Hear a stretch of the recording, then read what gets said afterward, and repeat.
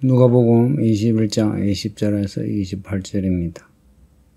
21장은 계속해서 마지막 때에 대해 말씀하고 있습니다. 마지막 때, 예수님이 말씀하시는 마지막 때는 중첩적입니다. AD 70년 예수님이 십자가에 못 박혀 죽으시고 40년 가까운 때에 예루살렘의 로마에 의해서 완전히 초토화됩니다. 그때가 예수님이 말씀하시는 마지막 때의 한 때이고, 그리고 우리가 지금 요한계시록에서 읽은 내용, 일곱인의 이야기로 기록이 된 요한계시록의 이 마지막 때, 이렇게 마지막 때가 중첩적입니다. 제가 중첩이란 말을 요한계시록을 말씀 전하면서 이 단어를 쓰는데, 이 예언의 말씀이 한때에 딱 한 사건에 지정되기보다는 여러 때의 여러 사건들로 말씀하고 있다. 결국은 요한계시록의 그 일곱인의 이야기에서 그리고 예수님이 재림하심으로 그 예언이 완전히 성취되는 겁니다. AD 70년에 예루살렘이 무너졌을 때 예루살렘에 있는 사람들은 요한계시록의 그 마지막 때의 환란을, 그 환란과 같은 환란을 그대로 겪습니다. 오늘 본문에 그 무시무시한 내용이 있죠. 아이 뵌 자들, 젖먹이는 자들에게 화가 있다. 실제로 로마에 의해서 남자들만이 아니라 많은 여자와 아이들이 죽었습니다. 똑같이 진짜 마지막 때 예수님이 재림하시기 전에 이런 일이 또 일어나는 겁니다. 다른 점은 이 환란이 단지 예루살렘에만 그치는 게 아니고 전 세계, 특히 전 세계에 있는 교회들에게 이런 환란이 일어나게 됩니다.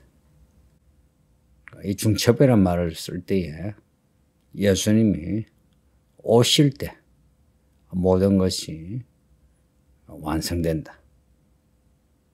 구원도 완성되고 심판도 완성되고, 오늘 이 본문을 이제 보시면 23절에 22절에 징벌의 날, 그 징계, 심판이에요. 그 23절에 하나님의 진노가 나와요. 그리고 28절에 너희 속량에 가깝다. 속량은 구원입니다. 그러니까 마지막 때에 무시무시한 심판과 함께 구원이 있습니다. 구원과 심판은 이 동전의 양면처럼 항상 같이 있다. 그러니까 마지막 때에 하나님의 그 종들은 그 속량을, 구원을 받고, 하나님의 말씀에 반해서 살아가는 사람들은 하나님의 진노 중에 징벌을 면할 수가 없다는 겁니다. 예수님이 죽으시기 전에 지금 하시는 이 말씀은 중첩적이다 해서 이 말씀을 직접 듣는 유대인에게 얼마 뒤에 있을 그런 비극적인 사건이 되고, 지금 우리에게는 또한 예수님이 재림하시기 전에 일어나는 그 마지막 재앙의 사건들이 됩니다. 20절에 보면 너희가 예루살렘 군대에게 에워싸이는 것을 보고도 그 멸망에 가까운 줄 알라. 그 멸망에 가까운 줄 알라. 이걸 바꾸면 그 구원이 우리를 천국으로 데려가시는 구원이 가까운 줄 알라. 이렇게 말씀할 수 있습니다. 예루살렘의 군대에게 에워싸이는 것, 실제 로마 그 티투스에 의해서 3년을 예루살렘에 포위당했어요. 그 포위당해서 먹을 것 없이 없어서 자식을 잡아먹었다 하는 그런 내용도 있고요. 이거는 이제 역사의 어떤 정사로서 기록보다는 전성에 의하면 이제 믿는 사람들, 그 예수 믿는 사람들은 하나님의 특별한 계시 가운데에 미리 빠져나와 그 멸망을 면했다 해서 이 교회가 지금까지 이렇게 유지되고 있다고 합니다. 예루살렘에 군대가 에워싸이는 것을 보거든 2000년 전에 이런 일이 있었고 똑같이 마지막 때도 예루살렘에 군대가 에워싸이는 거 보거든 같은 일이 납니다. 팔레스타인의 예루살렘에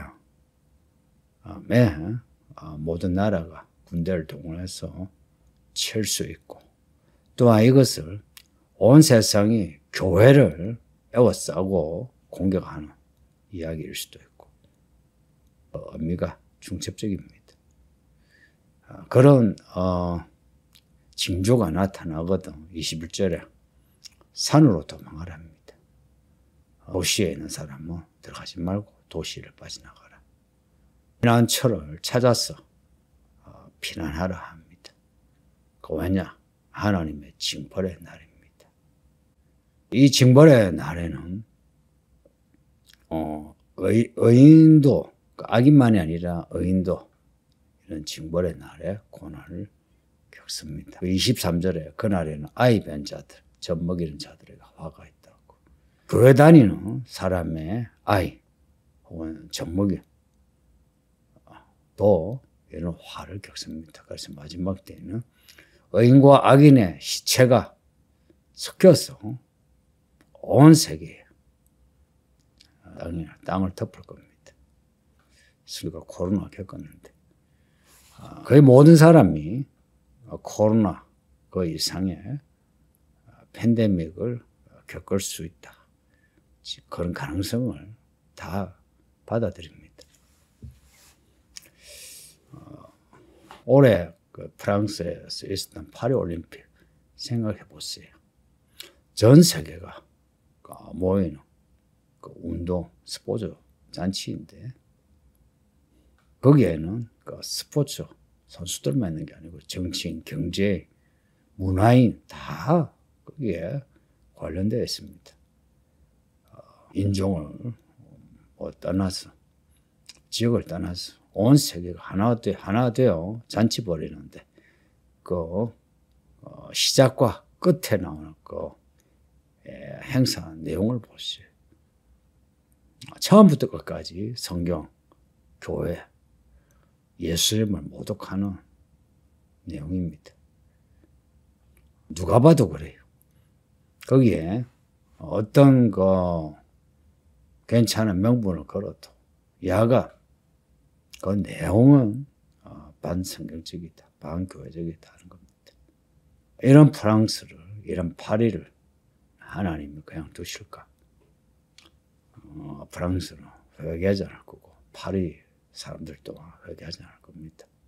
2024년 이후, 그 이전과 이후 세상은 확실한 변화가 있지 않을까. 그 파리 올림픽의 그 이벤트, 그 마지막 그 이벤트가 시작하는 오프닝 이벤트 다 하나님의 진노를 살 만한 내용입니다. 팬데믹이 일어나도 저 유럽을 하나님이 그냥 두실까? 한국에서 교회를 그렇게 박해하고 선교사 내쫓고 교회 예배당을 다 부수더니 코로나 일어난 거 이게 우연이겠습니까, 성도님들? 그리고 다음에 일어날 팬데믹이 일어난다면 하나님을 모독한 저 프랑스, 파리, 유럽이 아닐까. 이 성경의 사건들의 패턴을 생각하면 그런 생각이 듭니다. 제가 그렇다는 게 아니고요. 그런 생각이 듭니다. 중국의 교회를 쫓아낼 때 하나님이 저 중국을 그냥 두실까? 그리고 교회를 쫓아낼 때 온 세계가 조용했습니다. 우리 한국도 조용하고. 왜냐? 돈이 오고 가야 하니까. 그 때문에 교회에 그 박해를 그냥 간과했습니다. 이런 거 보면 지금 세상은 이미 기울어지는 운동장처럼 반교회, 반성경적입니다. 좌우익의 개념을 떠나 우익 또한 반성경으로 기울고 있다. 그래서 교회 다니는 정치인 그들에 대해 큰 기대하지 마세요. 그리고 교회 안에 교회를 무너뜨리는 그런 여우 같은 사람들이 있다. 우리가 요한계시록에서 읽었던 그 7교회에 보내는 편지의 내용 보세요. 에베소 교회에서부터 라오디게아 교회까지 교회 안의 문제를 지적하고 있습니다. 교회 밖에 이 사회의 문제를 지적하신 게 아니고 교회 안의 문제를 지적하신 겁니다. 교회 안에 사람들을 주목하세요. 그래서 앞에서 사람의 미혹을 조심하라 그러죠. 예수님의 이 말씀이 또 요한계시록의 7인의 그 예언이 그대로 이루어질 겁니다. 고로 교회 다닌 사람, 또 잘 믿는 사람들도 또한 이 세계에서 일어나는 환란을 피하기 힘들 거다. 어느 정도 겪을 만큼 겪고 그 고통을 감해 주시려고 하나님이 휴거하게 하시는데 그 고난을 어느 정도는 다 같이 겪습니다. 그러니 우리는 믿음을 지금 우리가 가지고 있는 믿음을 끝까지 잘 지켜내야 합니다. 이 세상이 고통스러울 때 우리도 또한 그런 고통을 겪을 수 있다. 24절 보면 그들이 그날에 죽임을 당하고 모두 이방에 사로잡혀 가고 예루살렘 이방인의 때가 차기까지 이방인들에게 밟히리라. 교회가 예루살렘이 그랬던 것처럼 교회도 또한 때가 차기까지 이방인들에게 반교회, 반성경적인 사람들에 의해서 짓밟힐 겁니다. 이걸 이상하게 여기지 마시고 받아들이는 겁니다. 받아들이면서 우리는 인내하는 겁니다. 인내함으로 앞에 19절에 너희의 인내로 너희 영혼을 얻으리라. 왜 이 말씀 하시겠어요? 인내가 필요한 때가 오니까 그런 거죠. 인내의 마지막 사건이 뭐냐? 예수님이 구름 타고 오십니다. 예수님이. 이런 종말의 일들이 시작하거든 일어나 머리를 들라 합니다. 성경에서 일어나 할 때는 일어나라 함께 가자 하는 말씀이에요. 머리를 들라 할 때 주를 바라보라 하는 겁니다. 왜냐? 우리의 머리는 하나님이시니까. 너희의 속량이 가까웠다. 마지막 때가 가깝다 싶으면 우리의 구원이 가깝다 여기시면 됩니다. 또한 뒤집으면 세상에 심판이 가깝다.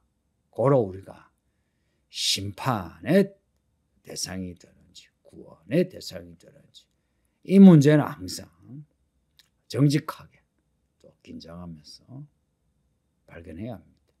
너희 속량이 가깝다. 여기 구원이 가깝다 이럴 수 있는데 속량이라는 것은 돈을 주고 지불해서 얻는 자유를 속량이라 합니다. 예수님이 지금 속량이라는 표현을 쓰신 거 유다가 예수님을 돈 받고 팔아넘겼죠. 우리는 비록 돈 받고 예수님을 팔아넘기질 않았지만 우리도 또한 예수님을 죽인 사람들 가운데 있습니다. 이런 우리를 예수님이 버리지 아니하시고 자기의 피값으로 우리를 사시는 겁니다. 그래서 우리는 예수님의 사신 예수님의 끝입니다. 그러니 예수님의 것이니 예수님이 주신 달란트 뭐나 뭐 이런 거 우리에게 주신 말씀 약속 이걸 붙잡고 이 약속 말씀을 살아내야 합니다. 끝까지 믿음으로 살아가는 그래서 예수님을 반드시 만날 수 있는 성도들이 되기를 축복합니다.